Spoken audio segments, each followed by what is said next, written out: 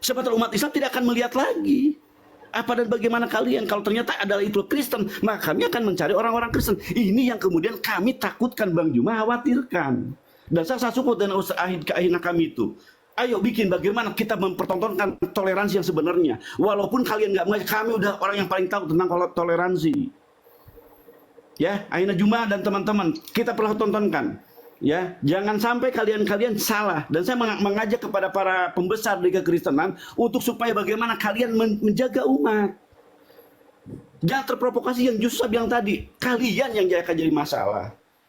Ya, gesekan itu udah sengaja diciptakan. Sementara insya Allah kami tidak sengaja, tidak ingin ada gesekan, tapi kalian yang memulai.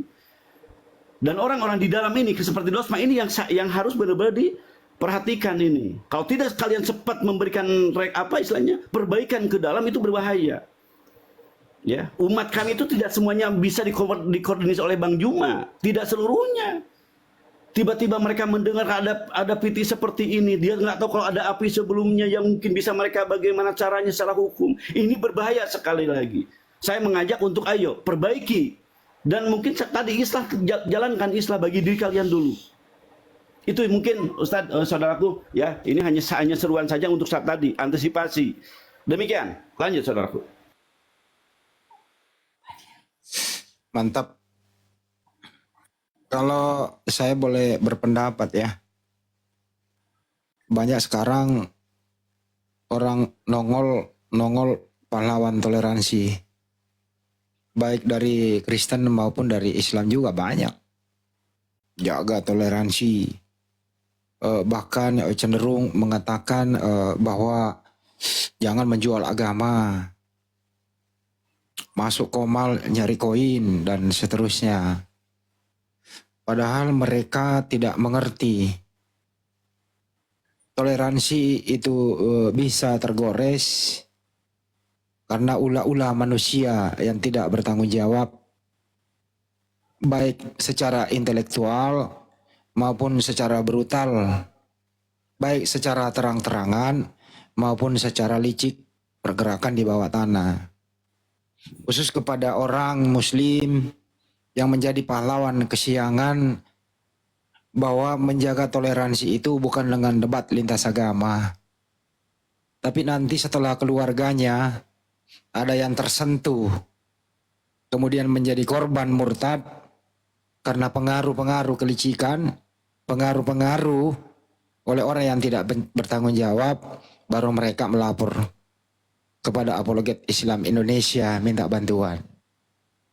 Kalian belum kena karena kalian belum merasakan, tapi saudara-saudaramu yang ada di pedalaman, saudara-saudaramu yang ada di luar jangkauan internet, yang tidak tersentuh dakwah secara menyeluruh menjadi target mereka, kalian mau apa? Itu luput dari penglihatan kalian. Kamilah Apologet Islam Indonesia ini nongol membuka mata kalian. Siapa penyebabnya sebenarnya yang mengganggu toleransi ini? Siapa yang tidak intoleran? Sebabnya adalah mereka setelah Belanda pergi dari Republik ini, mereka membuat suatu buku yang dianggap mereka kitab suci. Terus kemudian istilah-istilah Islam yang dicampur-campur di sana disalahgunakan demi untuk berkamuflase. Saya rasa ustadz atau siapapun itu umat Islam, kalau mempelajari atau membaca Bible secara menyeluruh, saya meragukan keislaman Anda kalau tidak ada reaksi untuk itu yang sudah Anda baca. Tapi karena Anda menjauhi itu, ya Anda masa bodoh. Malah menuduh kami, ngapain sih diskusi lintas agama? Ya karena nggak tahu akar permasalahan, hanya teriak di permukaan. Jadi nggak usah jadi pahlawan-pahlawan kesiangan kalau nggak tahu asal-usulnya, latar belakangnya seperti apa. Untuk itu berhentilah menjadi pahlawan kesiangan.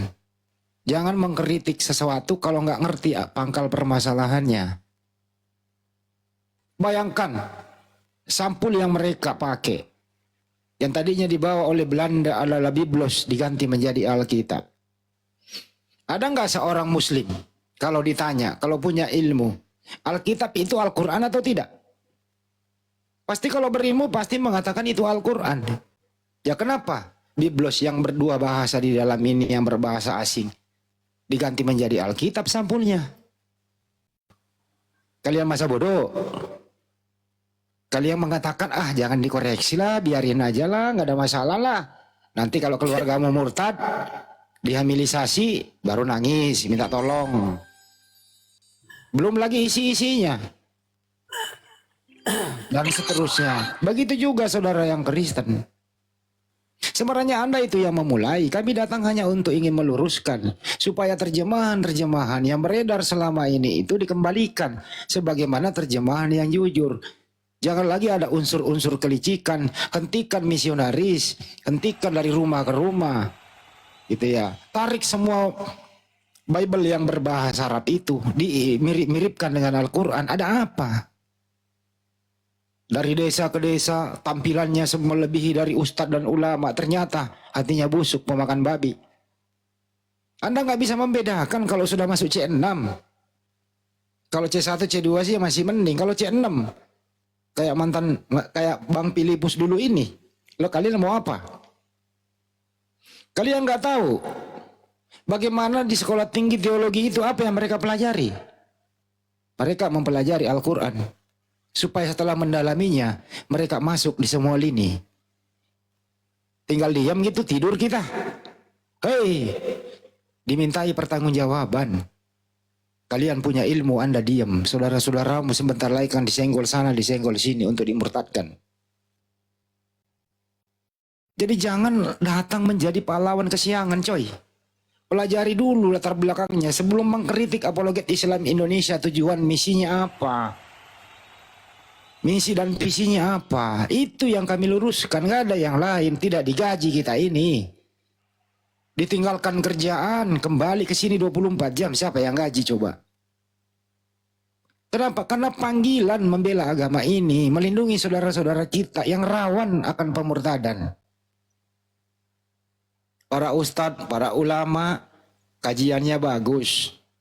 Apakah sampai ke pelosok desa yang jauh dari internet? Tidak. Kamilah apologet Islam Indonesia ini bergerilya di akar rumput menjalarkan. Kalianlah yang menjadi targetnya karena jauh dari ilmu pengetahuan Islam. Jauh juga dari pengetahuan perbandingan lintas agama. Kalian target-target yang paling empuk. Kami datang, kami dimusuhi, malah mau dibubarin. Siapa lu? Ya untuk itu si Dosma semuanya siapapun itu. Coba kau tengok dulu sebenarnya pangkal permasalahannya ada di mana. Kesimpulan kami, dengarkan baik-baik. Kesimpulannya adalah terjemahan dari Yunani ke Indonesia, terjemahan dari Ibrani ke Indonesia yang menjadi problem. Kalau terjemahan Yunani ke Indonesia, ngapain lagi ke Arab-Araban? Ngapain lagi ke Al-Quran? Kalau terjemahan Ibrani ke Indonesia, ngapain lagi pinjam istilah Al-Quran? Ini menjadi masalah. Karena ini masih apa? Masih regenerasi dari Belanda. Yang tadinya Alkitab Hindia Belanda menjadi lembaga Alkitab Indonesia. Untuk itu saya himbau kepada lembaga ini rubah namanya menjadi lembaga Bible Indonesia, rubah sampulnya menjadi Bible, hilangkan semua kata Allah, hilangkan semua kata Rasul, hilangkan semua yang berbau Islam. Sebagaimana saudara kita Hindu dan Buddha, tidak ada masalah. Hanya ini satu ini nih yang menjadi problem. Ini yang satu ini menjadi problem. Kenapa harus menyenggol-nyenggol agama Islam? Kenapa Allah Subhanahu wa Ta'ala yang kita junjung tinggi, kita sembah 5 kali dalam sehari wajib hukumnya Anda jadikan olok-olokan? Kenapa Nabi Muhammad Sallallahu Alaihi Wasallam, Nabi yang kami muliakan, kenapa Anda olok-olok tiap hari? Mau apa kalian? Untuk itu hilangkan semua kata-kata itu. Ya, wahyu yang diterima Nabi Muhammad Sallallahu Alaihi Wasallam hilangkan semua dalam terjemahan Anda. Nggak ada gunanya untuk Anda itu. Hanya menjadi pemicu menjadi intoleran. Kita dari sini akan, kalau mau saudara-saudara Kristen ingin hentikan semua ini, katanya si Bom udah sadar, beberapa orang udah sadar, ya udah mari kita deklarasi bersama. Menghimbau kepada lembaga ini agar menerjemah kembali. Nggak rugi kok itu. Terjemah kembali. Kalau perlu minta bantuan umat Islam, kalau memang Anda nggak punya kamus, kami pinjamkan kamus. Bagaimana satu kata diterjemahkan di Indonesia ini loh. Cara menerjemahkan kata itu dari bahasa asing ke bahasa Indonesia itu pakai kamus, nggak pakai iman, nggak boleh ada intrik-intrik licik, nggak perlu. Jujur saja supaya agama Islam, agama Kristen jelas siapa Tuhannya dan apa kitab sucinya dan bahasa apa originalnya. Itu aja. Jadi jangan jadi benalu di republik ini. Anda yang memicu, Anda yang korban. Anda yang pengecut, Anda yang korban. Inilah yang namanya disebut licik kuadrat ala-ala penjajah. Untuk itu saya tutup, saya close untuk sementara.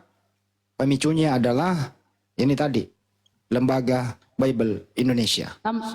Yang terjemahannya harus segera direvisi supaya mempunyai jati diri dan harga diri. Terima kasih. Masya Allah. Oke, saya tambah sedikit ya. Semalam tuh di sebuah komal, di Oten ngomong begini, loh kok kalian ini kenapa kalian aja yang sibuk? Kalian aja yang protes-protes nih. Umat Islam nih di Indonesia kan jutaan. Berapa persen? 80 lebih persen. Kalian aja yang ribut menuntut diganti itu kata Allah. Kalian aja yang lain, umat Islam yang lain itu kan enggak. Mereka menerima kok. Ya aku bilang gini lah, yang lain itu kan enggak mengerti, enggak paham. Kami aja yang bergerak di bidang berapologet ini tahu, paham, karena kami belajar. Mereka itu diam, andai kan mereka tahu itu dan sadari itu, pasti akan bersuara juga. Nah, karena kita yang di sini di apologet ini tahu, yang berdiskusi ini, mempelajari itu tahu, maka kami menyuarakan. Ya mudah-mudahan insya Allah saudara-saudara saya bisa terpahamkan kan, tersadarkan. Tunggu aja. Kenapa? Pokoknya gitulah ada yang tambahannya. Alasan mereka, kalian kok ribut yang lain enggak? Aduh, lanjut. Kan tadi saya udah bahas. Karena mereka tidak mengerti dan tidak mau membaca. Jadi bagaimana orang berpendapat kalau sendiri pendapatnya tidak perlu berpendapat. Orang berpendapat itu karena ada dasar pendapatnya. Membaca dulu baru berpendapat. Kalau hanya tidak membaca berpendapat ya itu kosong namanya. Asbun. Jadi orang yang berpendapat itu pasti ada ilmunya, pasti ada dasarnya seperti kita berpendapat. Karena kita membaca ada dasarnya gitu. Tapi kalau ada orang, wah nggak apa-apa lah, is oke lah, jaga toleransi. Ini namanya bukan pendapat, ini ngerecokin. Itu loh Bunda ya, paham sampai sini ya? Ya, paham. Oke, makasih. Ya, tambah Bang Andi. Jangankan orang-orang awam yang nggak pernah baca Bible, orang yang bertahun-tahun bersama kita aja, pernyataannya bisa berbalik. Nama Tuhan kami kan Allah Subhanahu wa Ta'ala, ditulis alif lam lam ha, bukan ditulis Allah. Ya, bukan dibaca Allah tulisannya A L L A H. Itu udah bersama kami bertahun-tahun, Bunda. Ya kan? Apalagi orang yang awam yang nggak ngerti apa-apa. Padahal dia sering mendengarkan kajian-kajian Allah berdasarkan kitab Kamus Alkitab Al-Muqaddas, Allah berdasarkan KBBI, Allah berdasarkan Kamus Oxford. Ya, semuanya mengatakan Allah itu nama diri dari Sang Pencipta. Lah ini udah bertahun-tahun bersama kita. Ya, beberapa hari yang lalu ngomong kayak begitu, Tuhan kami bukan Allah tapi Allah. Subhanahu wa ta'ala, tulisannya aja beda, ya pasti beda lah. Nah kan, heran saya kok bisa berubah mendadak koclok. Nah itu, apa dia ini nggak paham namanya transliterasi? Perubahan tulisan dari Arab ditulis ke secara apa Latin. alfabet Latin, ya Indonesia Latin. Ada juga dari Ibrani ditulis ke alfabet ke Latin. Latin. YHWH. Apakah ketika ditulis YHWH menurut orang Yahudi itu beda Tuhannya? Antara ditulis YHWH dengan yang ditulis dengan bahasa Ibrani? Kan tidak. Nah, inilah kadang orang-orang ini kenapa bisa mendadak kuclok begitu Bang Andi? Ya karena ada objek kepentingan. Ya itulah makanya saya bilang itu sesuatu itu bisa berubah drastis tergantung kepentingannya mau kemana. Tapi oke, no problem lah. Yang penting saya rasa jangan melawan kata hati lah. Melawan kata hati itu munah namanya. Jadi siapapun di luar sana sebelum berpendapat ya kalau bisa minimal baca dulu yang Anda beri komentar. Jangan sampai Anda salah komentar. Tapi saya khawatir nanti kalau keluarga Anda udah kena karmanya, udah ada keluarga Anda murtad. Nah, kenapa lu murtad, nak? Ya karena dipengaruhi oleh ini. Sama kok. Allah dia sama Allah kita sama. Di sana enak. Sekali seminggu, malas gua bangun subuh. Kan gitu jawaban anak bocah-bocah itu. Sama kok. Gitu loh. Nah, ini problem. Nah, nanti kalau udah gitu nangis, datang ke API, minta tolong dong. Anak saya begini, anak saya tadinya nikah, dia syahadat. Habis itu anak saya dibawa ke agama suaminya. Ya karena apa? Ya kurang mempelajari gitu loh, kurang ilmu. Makanya lindungi keluarga Anda dari apapun bentuk misionaris ini. Ini sangat berbahaya. Ini kalau mau diakumulasikan teman-teman, ini sudah taraf akut. Sudah stadium 5 ini. Cuman karena tidak dipublis aja sih. Dulu ya masih zaman belum ada internet, mereka yang merajalela.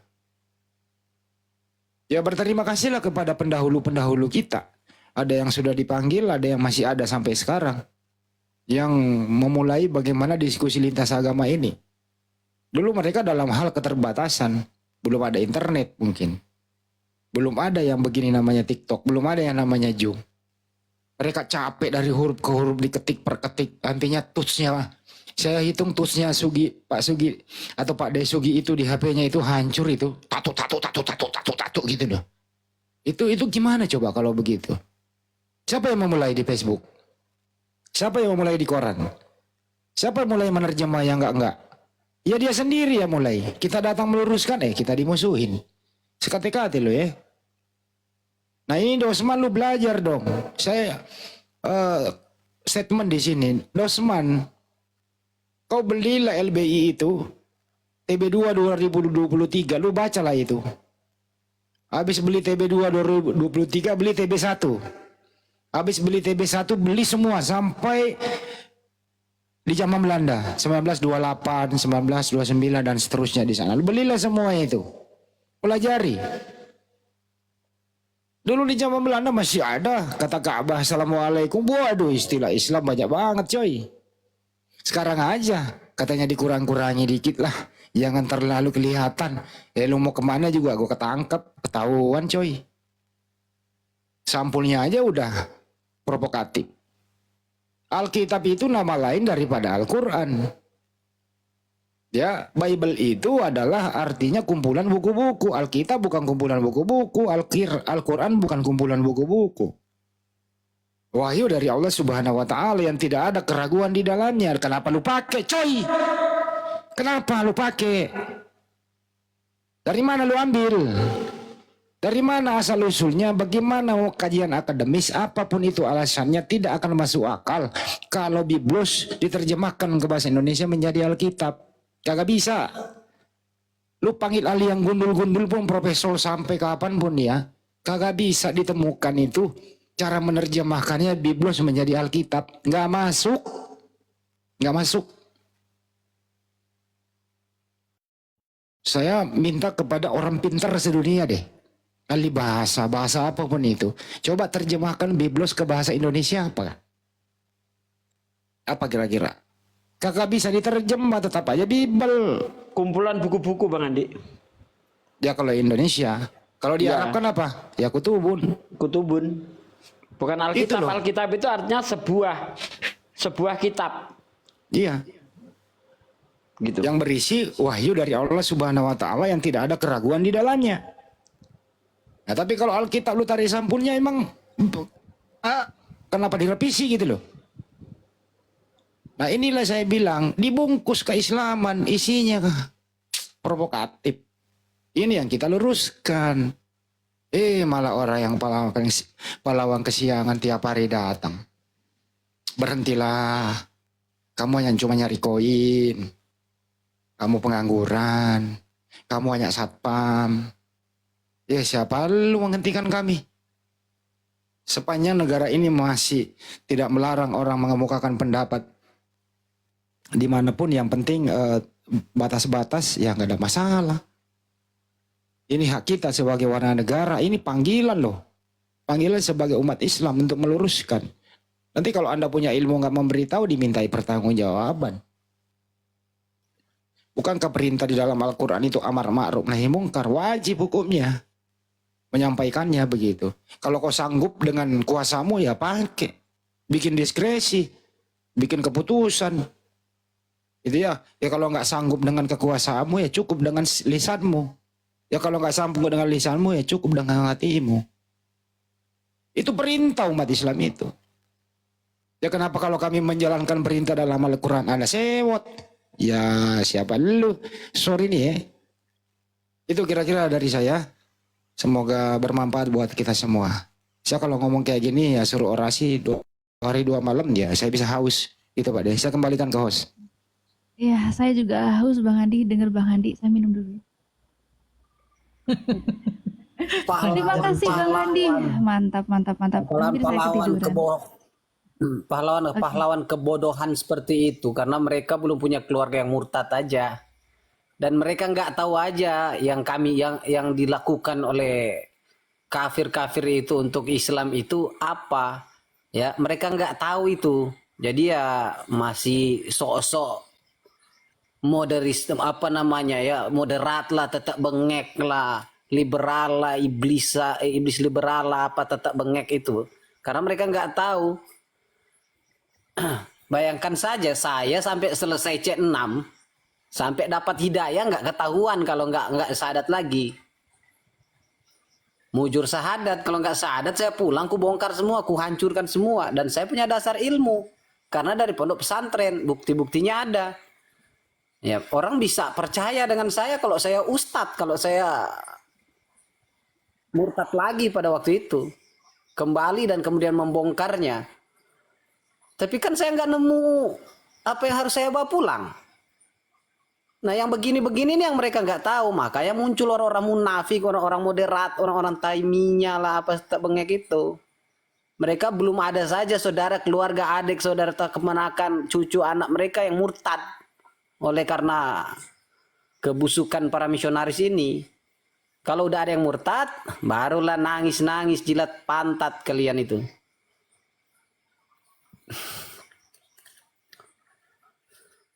Jadi saya nggak peduli lah sama.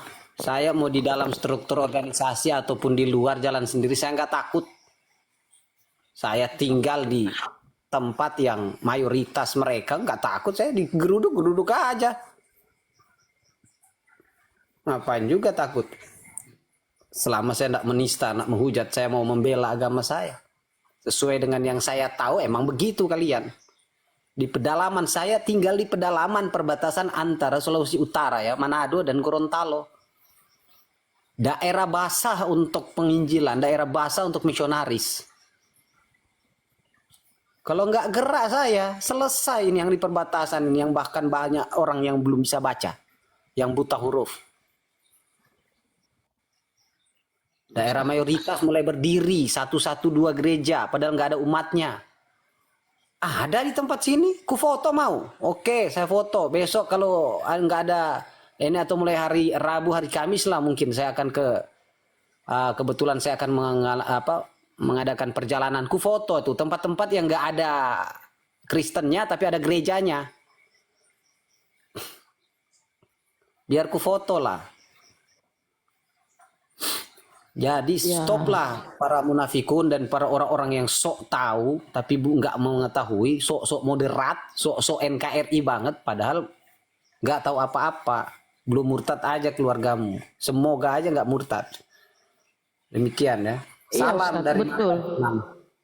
Karena ngeri ya, nggak bisa kita bayangkan. Mungkin hari ini kita lebih banyak, kita yang mayoritas. Tapi kalau kita nggak peduli dengan agama ini, nggak peduli ya mungkin beberapa puluh tahun ke depan kita yang minoritas. Karena mereka betul-betul aktif menyebarkan Kristen kemana-mana, ke pelosok kemana-mana, ya kan? Nah, satu aja yang dia berhasil murtadkan, berkeluarga, dia punya anak, lah bertambah kan? Sementara kita hanya berpangku tangan, mengatakan oh semua agama sama, ya enggak lah.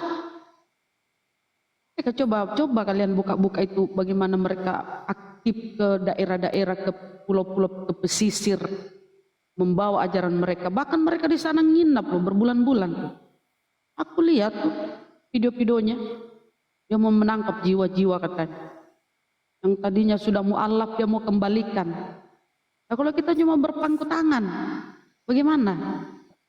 Bagaimana? Coba bayangkan kalau kita yang minoritas di negara ini. Coba. Kita yang mayoritas saja, kita kadang tengoklah para ulama-ulama itu kadang miris lah aku nih. Kita yang mayoritas kok kita yang seakan-akan terzolimi. Ayo sadarkan diri saudara-saudara saya ya. Saya aja ini seorang ibu-ibu, tergerak hati saya loh. Saya nggak mau. Andaikan mungkin ada, lebih beruntung ya di sekitaran saya itu, di tempat saya itu mayoritas Islam. Andaikan ada di daerah-daerah saya Kristen, aku langsung minimal menyampaikan, mendakwahi mereka. Jadi jangan kita duduk berpangku tangan karena kita merasa mayoritas, jangan. Ingat saya negara Spanyol sana kan, dulu bagaimana itu? Islam di sana berkuasa. Tapi mungkin mereka berpecah, sesama Islam berpecah, enggak ada kepedulian. Akhirnya apa sekarang memimpin di sana? Kafir, dan bahkan hijab di sana enggak dibolehkan. Bayangkan kalau besok-besok lusa negara kita ini, kita yang minoritas bagaimana? Ya kan? Ayo, kita harus sama-sama berjuang, sama-sama kita berjuang sekemampuan kita lah.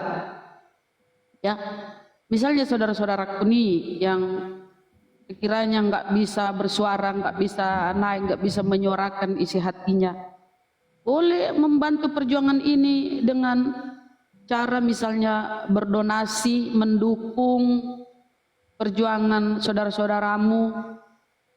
Ya, bagaimana supaya Islam ini jangan dipandang remeh. Kita mayoritas. Kok kita yang mau dikerdilkan? Ayo kita bersatu. Dukung kami saudara-saudaraku. Oke ya, dukung. Oke, Lanjut, sebelum Bang. kita untuk diskusi ya, Bang Zuma sudah siap untuk melayani para pasiennya. Kita kasih kesempatan dulu untuk Bang Ucok untuk sepatah dua kata. Kok ada musik sih? Musik Ahi. Aduh. Bang Zuma itu udah disonkat, dari sonkat. Saya sudah izin tadi di YouTube. Boleh ya Pak? Iya silakan. Iya. Kaget saya. Bang Ucok, assalamualaikum Bang Ucok. Waalaikumsalam warahmatullahi wabarakatuh. Assalamualaikum warahmatullahi wabarakatuh semuanya, guruku dan sama semuanya. Waalaikumsalam warahmatullahi wabarakatuh. Semoga sehat selalu. Assalamualaikum warahmatullahi wabarakatuh. Alhamdulillah. Saya dikit aja sebenarnya nih ya. Jadi sebenarnya apa yang mereka lakukan ini ya sengaja atau tidak mereka telah menyulut api ya. yang membuat api semakin membara dan ya menggetarkan dunia apologet. Jadi kita tetap semangat untuk membentengi akidah Islam dan terutama pemurtatan ya. Kalau soal pemurtatan saya kira bukan hal baru dari zaman dahulu kala ya. Dari tahun sebelum Indonesia merdeka memang sudah ada programnya di Indonesia ini. Kawan-kawan ya, khususnya memang target-target kantong mereka yang paling banyak berhasil ya, mohon maaf nih ya, daerah Jawa itu ya paling banyak berhasil di sana. Karena kita sendiri tanpa ada basic ekonomi juga memang kebanyakan yang mereka kejar itu kantongnya di sana. Ya. Nah, kemudian ya kawan-kawan ya, oleh karena banyaknya penghujatan dari dulu di Facebook ya, kita ini ketemunya di sosmed semua kawan-kawan ya. Jujur aja saya bilang nih, ini saya banyak bertemu dengan teman-teman lama yang dulu berapologet. Kalau Ustadz Sugi jangan tanya lagi ya, memang bunyi keyboardnya pun prakruk gitu ya Bang Handi ya. Untungnya kalau saya dulu Ustadz Sugi, saya itu modal copy paste karena saya memang depan saya komputer semua Ustadz. Udah canggih itu. Iya, dari zaman apa ya? Emangnya Bang Ucok ini MySpace. dari zaman mana? Zaman kuno. Zaman batu. Bang Ucok, boro-boro saya punya komputer Bang Ucok. Beli HP 66 aja berantem sama istri. Gimana coba? Iya, jadi kawan-kawan giro kita itu sebenarnya sudah cukup lama terpendam. Tetapi karena masing-masing ini solo ya, bisa dibilang ya Bang Juma solo, walaupun kita ketemu di Facebook di tempat sosmed lain ya. Tapi masing-masing itu dari dulu itu solo semuanya kawan-kawan. Betul. Ya, beruntunglah ada apologet Islam Indonesia ini yang menaungi kita, mengkoordinir kita, mengkomandoi kita. Ayo kita berantas semuanya ya, utamanya penghujat-penghujat Islam yang sudah merajalela dari dulu. Jadi mereka itu seperti merasa di atas awan kawan-kawan. Kenapa? Selama ini tidak ada yang melawan satu-satu. Datang Ustadz Tugi main di atas perahu, lalu komentar. Cuman itu paling. Ya, di atas perahu ya Ustadz Sugi ya. Iya, betul. Ya, jadi kawan-kawan untunglah ini satu wadah yang mana memfasilitasi kita, membantu kita membentengi, menyadarkan umat. Ya, menyadarkan kita semuanya yang tadinya ya tanpa sadar kita itu sudah disusupi faham-faham kalau dibilang paham radikal termasuk kemudian